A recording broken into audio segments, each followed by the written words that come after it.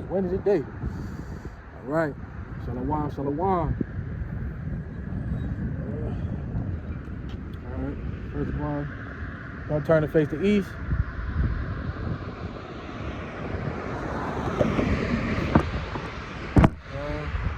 Hold on.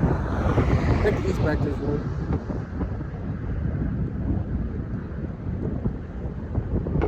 Yep. Turn to face the east. Want to give all praise, honor, glory to Yahweh, Bahashem, Yahweh Shah, Bahashem, Rakakwadash. All praise and double honors to the elders and apostles of Great Millstone, who brought out this truth many years ago, still to this day preaching this truth. I want to say shalom to all the true believers, the men and the women that's learning, teaching, and seeking the Lord out with all sincerity and due diligence. And say to you all shalom. Just back with another lesson real quick. You know, we're going to get straight into it. First, I want to grab this couple articles real quick, man.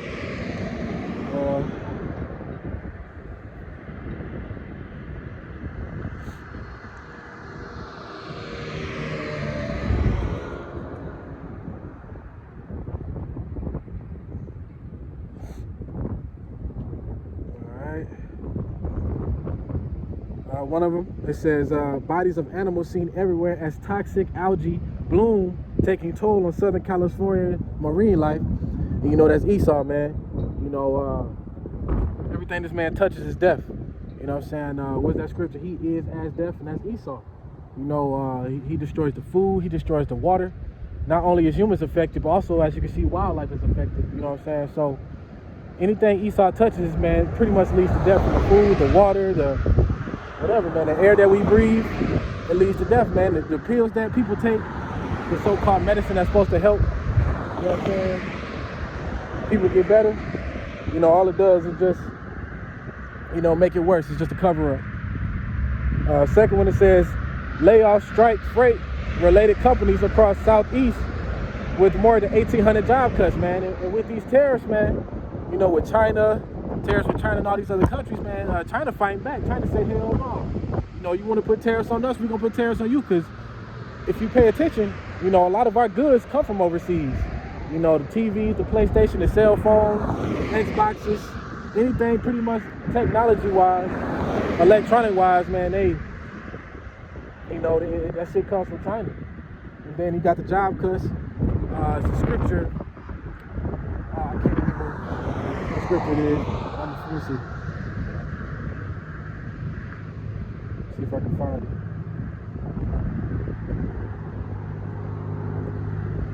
Ecclesiastes 12:3, and it says, and that day the keepers of the house shall tremble, and strong men shall bow themselves, and the grinders cease because they are few.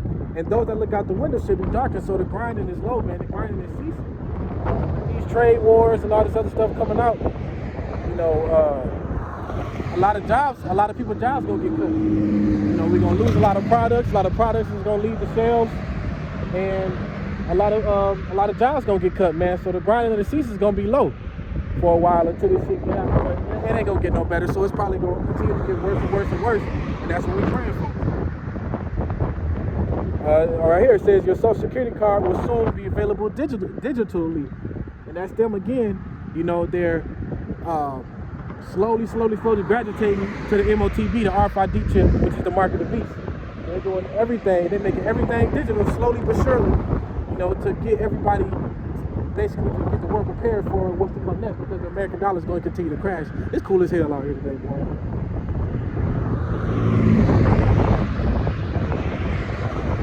Oh, right here it says Eric Trump warns that banks must adopt crypto or be extinct in 10 years. See, that's the American dollar crashing, because all these other countries, you know, they pretty much, you know, going off their own currency, going off their own, you know, money currency and all that type of stuff, man. So the American dollar is crashing each day, and basically it's saying within 10 years, which I believe personally, this is me speaking as a man. You know, I don't believe we have 10 years here. I believe we have way more less than 10 years here. Hopefully we get the fuck out of here soon. Then there's another one I want to get because I got precepts for it. Hopefully I can find it real quick.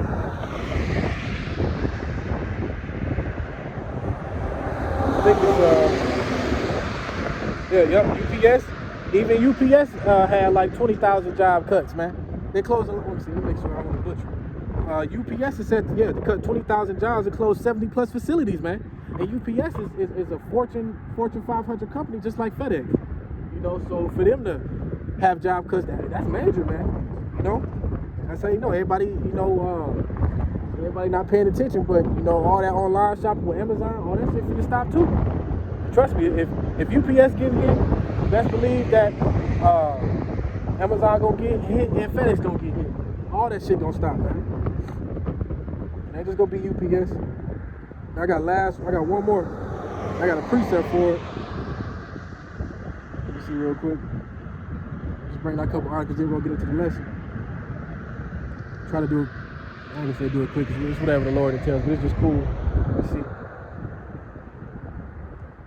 I hate Michigan. Me and Michigan got a love-hate relationship. Alright. Last one. It says, developing a massive power outage swept across Spain, Portugal, and parts of southern France, plunging major cities into darkness and causing widespread disruption. And see, that's coming soon, man. You know, the power grid is going to collapse. There's going to be a food shortage. It's going to be a water shortage. No cell phone service, no Wi-Fi service. It's not going to be none of that, man. So, you know, with that being said, let's grab a precept for that article. It's we're going to go into you know, proving how, just like in the days of Egypt, the same thing happened in the days of Egypt, man. And we're going to start off at Wisdom of Solomon chapter 17. And we're going to start at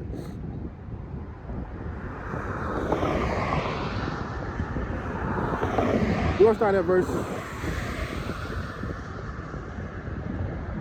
3. Wisdom of Solomon chapter 17 verse 3 says, for thinking in their secret sins they were observed behind a dark curtain of forgetfulness. They were scattered terribly, alarmed and appalled by specters. So just like in Egypt, when the Lord was plaguing Egypt to show his power, one of his curses and one of his plagues was pitch black darkness in Egypt. You know, and what to say, it says, for thinking their secret sins were observed behind a dark curtain of forgetfulness, they were scattered terribly and alarmed and appalled by specters. Right? Let's continue. For not even the inner chamber that held and protected them from fear, but terrifying sounds ringing out around them. Dismal phantoms and gloomy faces appeared, and no power or fire was able to give light. So when it was pitch black, man, you know, they couldn't see nothing, they couldn't hear nothing, and even if they lit a fire, you know, back in the day they had them fires on the end of a stick, you know what I'm saying, wrapped up in some type of oil that stayed lit for a while. The Bible says, it says, those wouldn't help, no power or fire was able to give light. So when that power grid go out, man, your lighter's not gonna help, your candle's not gonna help, it's gonna be pitch black. You know, nothing is gonna pop off, man. It says, nor did brilliant flames of the stars avail to illumine the hateful night. Nothing was shining through them except a dreadful self-kindled fire and the terror they deemed in things that they saw to be worse than unseen appearance. The delusions of their magic art lay humble, and their boosted wisdom was scornfully rebuked. So they're, you know, back in the day, you know, they was doing all that black magic. That magic wouldn't help them. You know, their false preachers and everything that they believed in back in the day in Egypt, that didn't help them from the dark, man. You know what I'm saying? It still was pitch black. So when that power grid go out, your pastors won't be able to help you. You know what I'm saying? The candles, the lighters, whatever you use, the flashlights, that will not be able to help you. What's going to be is what it's going to be during that time, man. Right? And it says, verse 9, it says, for even in nothing disturbed frighten them, yet scared by the passing of wild animals and the hissing snakes, they perished and tremble in fear. Refusing to look at the air through it, nowhere could be avoided, for wickedness is a cowardly thing, condemned by its own testimony. Distressed by conscience. Where's that? Slaki. Distressed by conscience, it has always exaggerated the difficulties, for fear is nothing but a giving up of the help that comes from reason, and hope in being weaker refers to ignorance, what causes the torment. I want to get to a point real quick.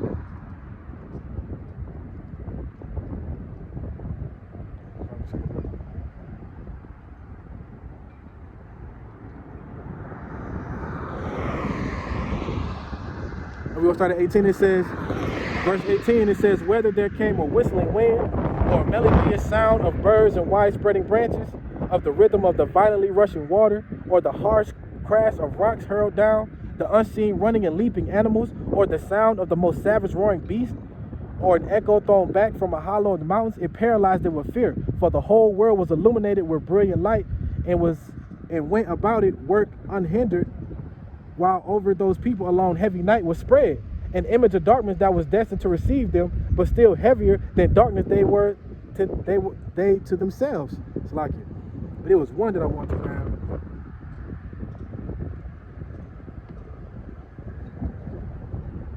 But they also see now they're going to Marshall paralyzed it. So through the night.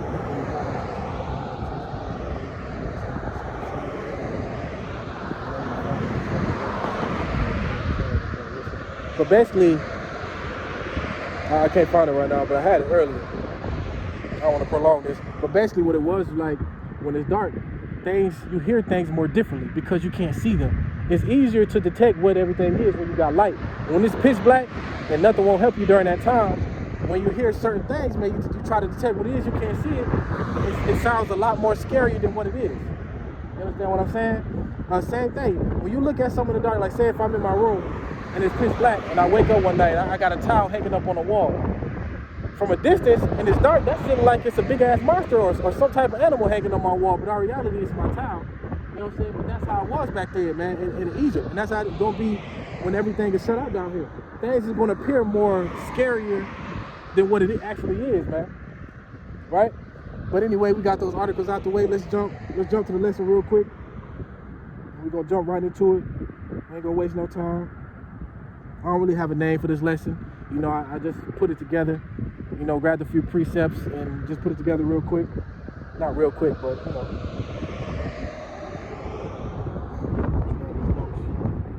All right, so we're gonna start off at. Also, too, I got this Bible. It's called God's Garden Mystery, but it's a new NIV Bible. And if you look in the middle, man, it got like precepts. You know, in the middle of the Bible. I know Apostle Gabar. Elder Apostle Gabar, that be teaching Apostle Hardy, he got a Bible like this, and that's pretty much what inspired me to grab it. But it definitely comes in handy, man. So first one we're gonna start off at Revelation, chapter 21, verse 1.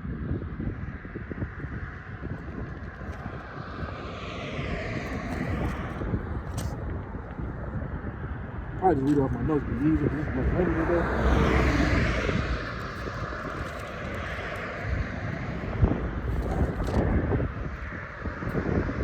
Revelation chapter 21, verse 1. And it says, let me grab it, make sure. Yep. Revelation 21, verse 1. Let me just stop it, right? Revelation 21, verse 1 out of NIV. And it says, then I saw a new heaven and a new earth, for the first heaven and the first earth had passed away, and there was no longer any sea. And see, it says a new heaven, a new earth, that's the beginning of a new rulership. Because what's that scripture that says Esau is the end of the world and Jacob is the beginning that followeth? So Esau, when it says Esau is the end of the world, it's not, you know, at the end of an actual world, it's the end of a rulership. When Esau come out of power, we gonna rise up next, right? You know, and then the earth will be cleansed and we'll be under new rulership, right? Because with Esau being in power, you know, this man has, just like I said earlier, you know, everything he touches is death. Everything is low quality. It either causes death or it's just low quality, man.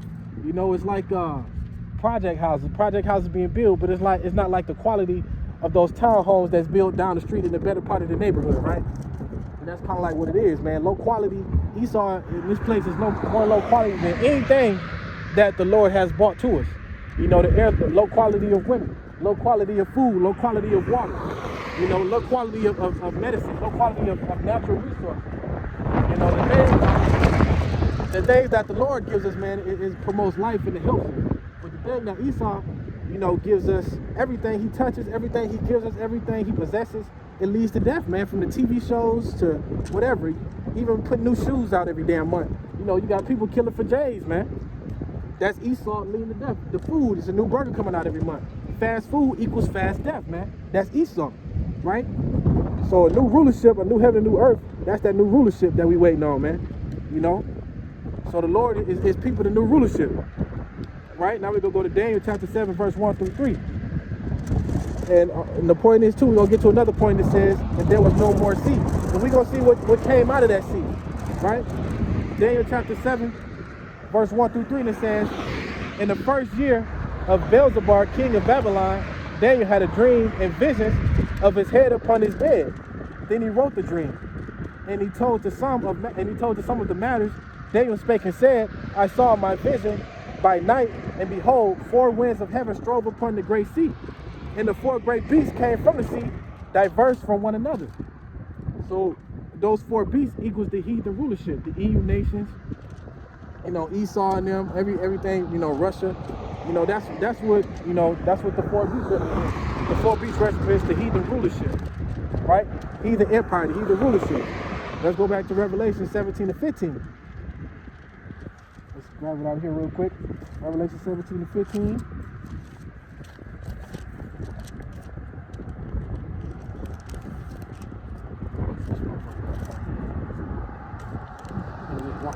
Coming out of nowhere. All these niggas.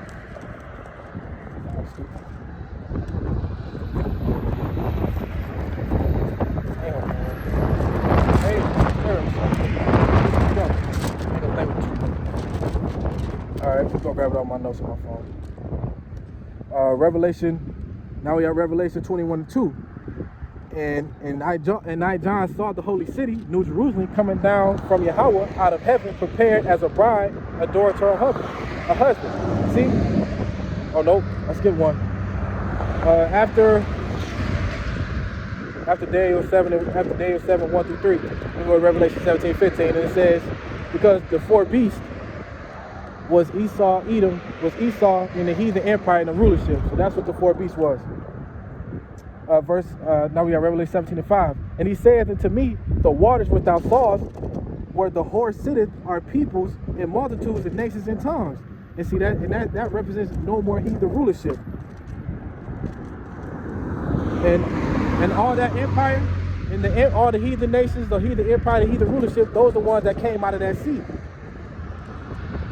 Right? Because so go back to Revelation 21 and 1, and it says, and I saw a new heaven and a new earth, for the first heaven and the first earth were passed away, and there was no more sea. So there's no more Esau. There's no more Esau, his rulership. So like I said, when he saw the new heaven and new earth, you know, that's us coming into power, man. You know, and Esau's rulership being brought down. Right? So when he said there was no more sea, there was no more of those 4 beasts, which represent the heathen empire and the heathen rulership. So again, back to Revelation 17, 15, and he said to me, the waters which thou sawest, which is Revelation 21 and 1, he says, where the whore sitteth are peoples, multitudes, and nations and tongues. And like I said, that's no more heathen rulership. All the empire, and that's all the empire that came out of that sea. Now we jump into Revelation 21 and 2. Man, oh, go ahead.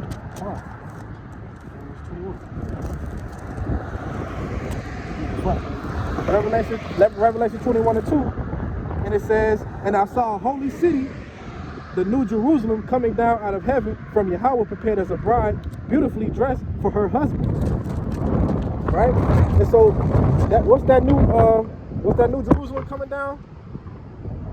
Man, everything messed up. That's Jake and them new bodies, man. You know what I'm saying? That's that new government, that new rulership. Like I said, because we're gonna be perfect. You know, once we come down, that's us coming down out of them chariots, man. You know, with them new bodies. Because once we get beamed up, as soon as we get beamed up, it's an automatic change. And then once we come down, you know, that's the beginning of the new rulership. That's Jake and those new bodies, the new government, the new rulership. You know what I'm saying? Because Jake gonna be perfect, right?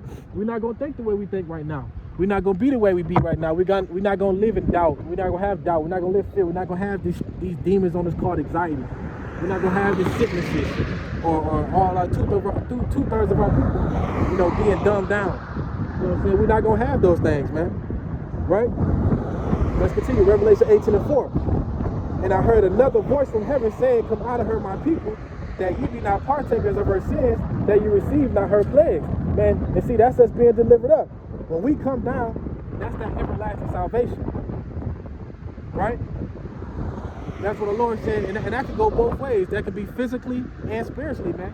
You know, the Lord doesn't want us to join in on this place. Why? Because if we join in on this place, we're going to get destroyed right along with this place and the people that's in it. So the Lord says, and I heard another voice come out of her, my people, that you be not partakers of her sins, that you receive not none of her plagues, man. So as long as we're not following of the world, in the ways of the heathen nations, in the ways of the 2/3, man, and we chosen by Yahweh Shai, hey, we should be good, man. But like I said, that's us being delivered up into those chariots. Come out of her, my people, the Lord is going to beam us up. Right? And when we come down, that's the everlasting salvation. When we come down, that's salvation. While we going up, the nukes gonna be coming down, man, and destroying this place. Right? So Revelation 11 and 12. Just like I said, we're gonna be getting beamed up, and this place gonna be going down. Revelation 11 and 12. And they heard a voice from heaven saying unto them, come up hither, and they ascended up to heaven in a cloud, and their enemies beheld them. Right? So everyone gonna see us getting beamed up. When they see us, when it says come up hither and they ascended up in heaven in a cloud, what's that cloud? That cloud is a chariot. I don't know if a chariot, which means what everybody call UFOs, man. If you see something like Black Panther, you know what I'm saying? You see, the Wakanda's getting beamed up in them chariots, man, in them UFOs, in them ships. Right? Even if you see the movie Nope, if you see the movie Nope, those spaceships were using the clouds as like a cover-up, right? Use the clouds as in just like a disguise to come and get those two people that it was chasing. So when it says ascended up, it's like, hopefully y'all can hear me, it's windy as hell today. So when it says saying to them, come up hither, and they ascended up into heaven in the cloud, and their bodies and their enemies beheld them, that's us getting beamed up in those chariots and those ships, man. That's what I'm saying. Everybody gonna see us being beamed up, man. You know what I'm saying? While the earth is being destroyed and missiles coming down, mercy going up and wrath is coming down. See, and that's Yahweh Shai, that's that perfect balance. While we going up, the nukes coming down, man. Because what the Lord said, roughly paraphrasing, a false balance is an abomination to the Lord. Everything got to make sense, kind of like that ball. The ball hit one end, the bounce in the other. That's that perfect balance, man. You know what I'm saying? Like I said, a false balance is an abomination to the Lord. So when we get beamed up, the missiles and everything going down, man, destroying this place, and then mercy going up through us, man. The elect, Lord willing, I'm part of that number, right? And that's again too. The enemies, our enemies see us getting beamed up. You know what I'm saying? That's that strange salvation. And who is our enemies? You can read who our enemies is in Psalms 83, man. And starting off with Esau, a public enemy number one. When everybody see us getting beamed up, they can be like, what the fuck? Like, wow, this whole time it's them? Them the chosen ones this whole time? When they see a so-called black man come out the sky, their heads gonna explode, man. When they see so-called Negroes, Latinos, and Native Americans get beamed up in these spaceships and chariots, they fucking head gonna explode. That is not them, right? The white man is gonna explode. It's not them because he already think he the chosen one. He think he's above and beyond. He think he's better. He think nobody can bring him down. But that's why the Lord is giving him that mindset, the heart in his heart, and making him more haughty and more prideful, because the Lord is going to destroy this man just so he can show his power, right? Again, back to the strangeness of our salvation, Wisdom of Solomon chapter 5 verse 2. And it says, when they see it, they shall be troubled with terrible fear, and shall be amazed at the strangeness of his salvation, so far beyond all that they ever looked for. So nobody would expect us to get beamed up in these chariots, man. They're going to be scared because nobody never seen an actual UFO in public like that, man. A big-ass spaceship coming out of nowhere. Y'all ever seen, I think it's called Independence Day with Will Smith. He had, it was a big-ass spaceship. Like, it's so wide, the whole world saw it. And that's how Yahweh Shai and them going to be returning, man. A spaceship so big, everybody in the world going to be able to see it. Right? So let's continue. But they're gonna be a strangeness at our salvation, and they're gonna be shocked. They're gonna be like, "What the hell?" It said the people who they look down on, the people they least expect, is the ones that's gonna get beamed up. The people that they call niggers or monkeys or sticks or redskins, they the ones that's gonna get beamed up, man. You know, not the so-called white man, not him and his AI technology. All that shit gonna get destroyed while we getting beamed up, right? So back to Revelation chapter 21, verse 3. And I heard a great voice out of heaven saying, "Behold, the tabernacle of Yahweh is with men, and he will dwell with them, and they shall be his people, and Yahweh himself shall be with them and be their power." And that's us, man. Yahweh shall ride with the nation of Israel. He chose us. That's all through the Bible. He's not dealing with these other nations. In the book of Isaiah, in the book of Ecclesiasticus, not Ecclesiasticus, in the book of Isaiah, in the book of 2nd Esdras, you know, it was saying how, you know, the Lord sees these other nations, they count it as nothing. They're spittle. They're like a drop in the bucket, right? So the Lord is only dealing with Israel. The Negroes, Latinos, and Native Americans, He's not dealing with everybody, man. We'll continue with that. All right, man. And like I said, man, let's read that one more time. And it says, and I heard a great voice out of heaven saying, "Behold, the tabernacle of Yahweh is with men, and he will dwell with them, and they shall be his people, and Yahweh himself shall be with them and be their power." And see, we that third temple, man. You know, the third temple was not an actual temple. It's a spiritual temple. The temples represent the presence of Yahweh on earth, man. You know what I'm saying? So the prophets you see out here, you know, teaching on the corners, you know, doing lessons online, the one that's breaking the scriptures down properly through the Spirit and not, you know, with their own wisdom and their own understanding. You know, those are the ones, you know, are part of that temple. You know, now the presence of the Lord is in his men. You know, we are the men. We are that spiritual temple. We are that house of David. You know, not Sakari, not these, you know, pastors, not, you know, ISUPK, not all these other groups that's teaching the Bible the wrong way, but, you know, teaching the Bible the proper way, how it's supposed to be broken down through the Spirit, right? Because if you don't have the Spirit, like I said, you spiritually discerned, you get to going off like how some of these other brothers went off, right? So let's continue on that, how we that spiritual temple. 1 Corinthians 3 and 10, according to the grace of Yahweh, which is given unto me as a wise master builder, I have laid the foundation, and another builder thereon. But let every man take heed on how he built it. See, we're building on that chief cornerstone, which is Yahweh Shai, right? So you got to be careful on how you build. I have laid the foundation, every builder thereon. Let every man take heed on how he built it. Because if your foundation is not built on Yahweh Shai, your foundation is going to crumble. If your foundation is built on Jesus Christ, your foundation is going to crumble. If it's built on Allah, it's going to crumble. Nobody will come to help you during that time of trouble. You know what I'm saying? You're not going to receive no salvation. You know, it's nothing but death and destruction. You're going to become missile food, man. So if you're not building on Yahweh Shai, hey, don't even worry about it, man. You're just wasting your fucking time, right? So let's look up this word, a master builder. It says master builder. It says a master builder and an architect. It's architectone. A master builder goes in architectone, which is where that word architect comes from. See, the Bible, literally, like I said, it's nothing new under the sun. Everything comes from the Bible, from the movies, like the Avengers movies. All that's in the Bible. Adino, Eleazar, those guys were great warriors, man. You know, even stuff like this, nothing new under the sun. MMA, boxing, all that shit was going on back in the day during the Roman times, in the Roman era, right? So hey, the Lord ain't no, hey, y'all already know what it is, man. The Lord ain't no joke. But Yahweh Shai is that master builder. He is that architect. The superintendent of the erection of building, that's Yahweh Shai. He is the superintendent. He is the chief cornerstone. He is the head of everything, man. The Lord gave him power over all. So we're the master builders as through Yahweh Shai. You know, that's where the word, like I said, architect comes from. You know, we the ones building that spiritual temple. You know, each one of us is a stone, man, a part of that body.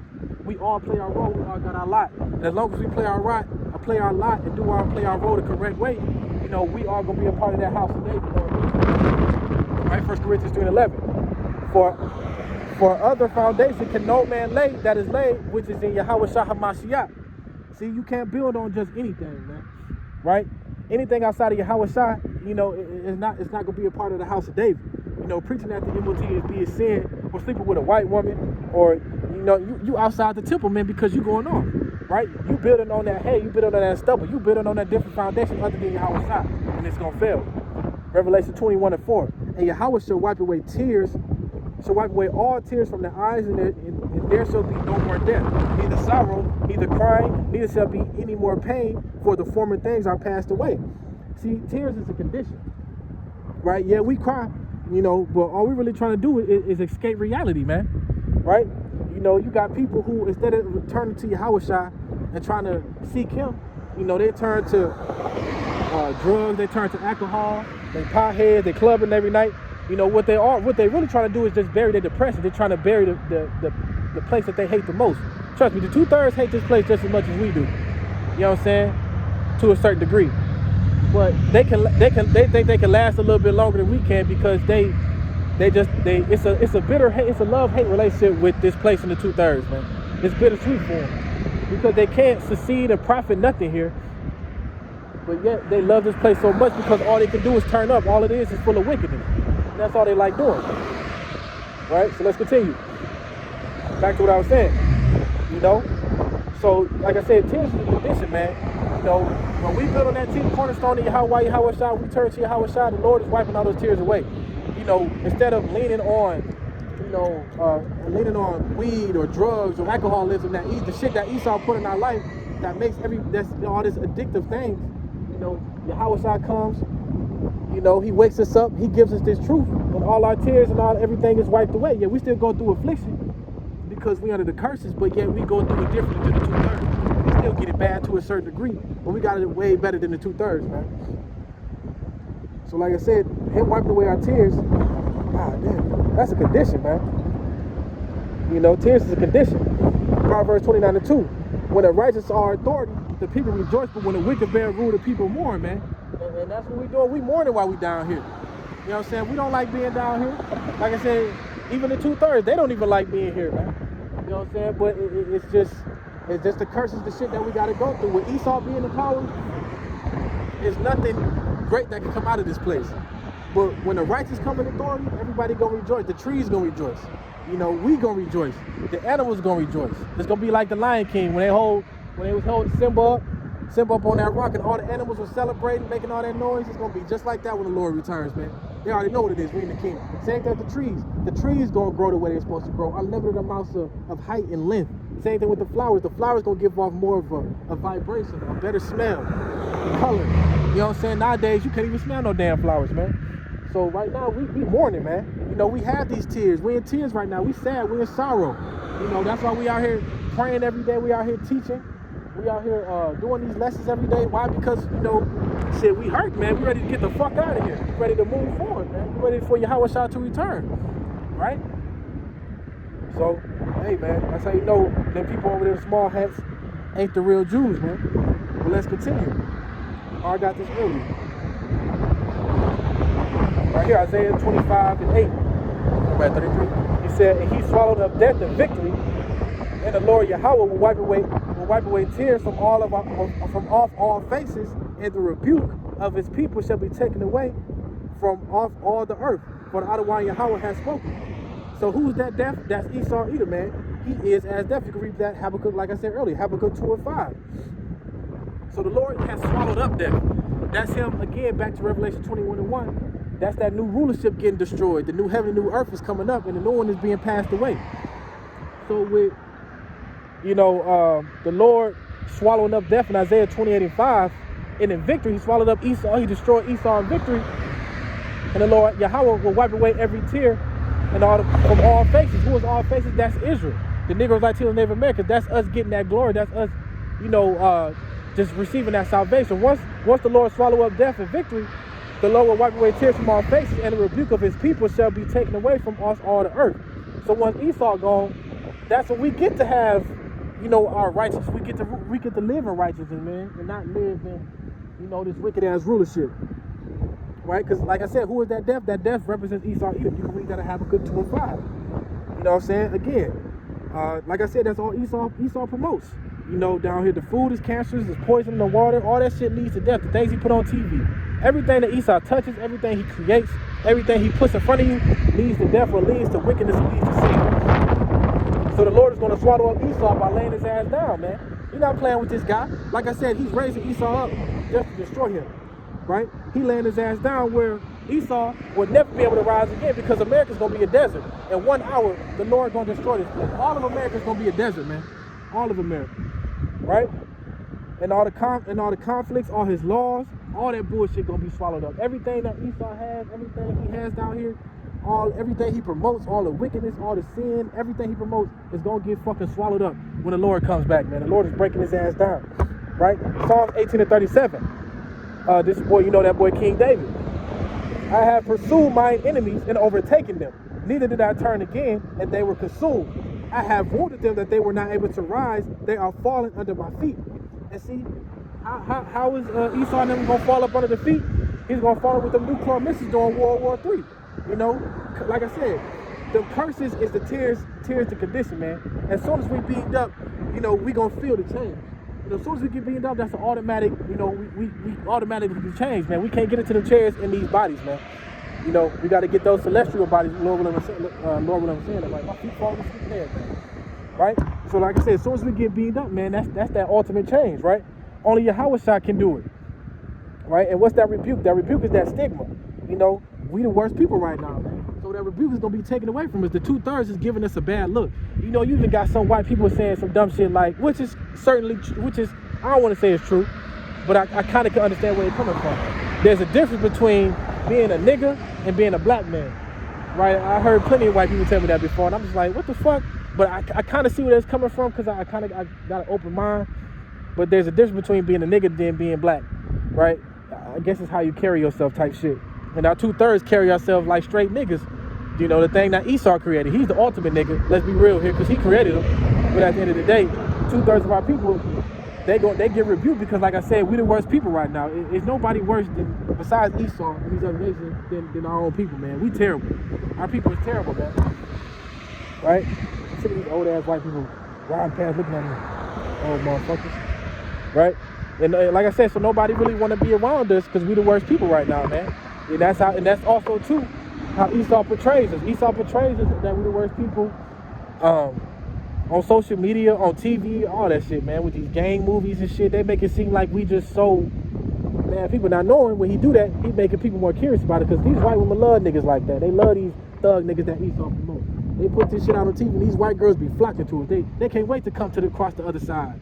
It's crazy, man. Right? So right here, you know, that's Yahweh Shai, we gonna get that change, man. Yahweh Shai gonna wipe away those tears, man, this condition that we in now. Right? Under that new rulership, we gonna have everything wiped away. No more tears, no more crying, no more rebuke, no more reproach, no more none of that. Isaiah 4, now we had Isaiah 2 and 3. And the people shall take them and bring them to their place, and the house of Israel shall possess them in the land Yahweh for servants and handmaids. And they shall take them captives, who captives they were, and shall rule over their oppressors. It shall come to pass in that day, Yahweh shall give thee rest from thy sorrow and from thy fear and from the hard bondage wherein they were made to serve. And they said, this is us coming down.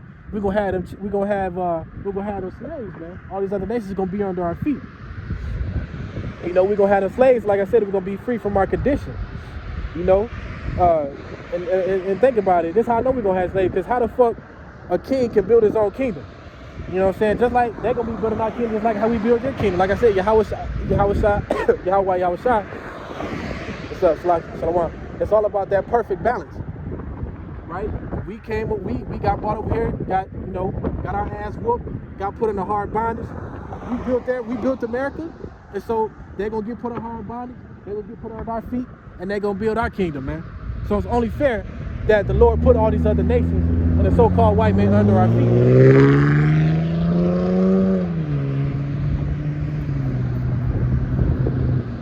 And he said it so many times in the scriptures, man. You know what I'm saying? It says, like I said, no more pain, no more tears. You know what I'm saying? We ain't got to worry every goddamn day. You know, we're in the kingdom. We ain't got to worry about shit, man. Right? I think that's pretty much it. No, we're going to grab Malachi right here. We'll grab Malachi 4 and 2, and it says, but unto you that fear my name shall the Son of Righteousness arise with healing of his wings, and ye shall go forth and grow as calves in the stall. So what those wings? Those wings represent the chariots. And healing, that's us. That represents us being changed, man. You know, because everything gonna be good when we get in the kingdom.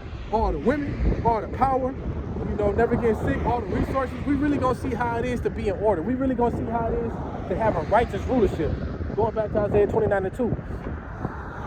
When the righteous bear rule, the people rejoice. When the wicked bear rule, the people mourn. We really gonna see how it is to live in a righteous rulership. We gonna be rejoicing. Everybody gonna be rejoicing, right? The Lord said, and you shall go forth and grow as calves of the stall.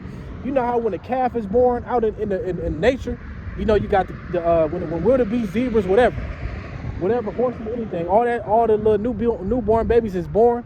They come out the womb and they sit there for a minute until they can start walking again. Once they finally can walk, man, and they get out of that stall and they get a taste of the open field, they get to just running crazy, having fun, living their life, clicking their heels, just having a good time, man. And that's gonna be us, the nation of Israel. When we come into a new rulership, we're gonna be like calves in a new stall. We're gonna be jumping for joy. It's gonna be a feeling that we can't even imagine, a feeling that we never felt before. You understand what I'm saying? We ain't never felt this feeling before. So when we get into that kingdom, we gonna know, like, oh yeah, this how it's supposed to be, right? All right, we're just gonna go on. You know, going to the last one. Romans 8:21 out of NLT, it says, the creation looks forward to the day when it will join Yahweh's children in glorious freedom from death and decay. Again, death, that's Esau.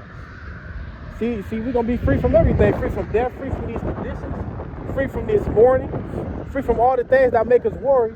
And we're going to have abundance of everything. You know, we're going to have abundance of power, abundance of natural resources, abundance of gold, abundance of jewelry, all the things that we love. All the things, abundance of animals as pets. Abundance of water, everything that we need, man, we're gonna have abundance of. Yahweh Shai is not going,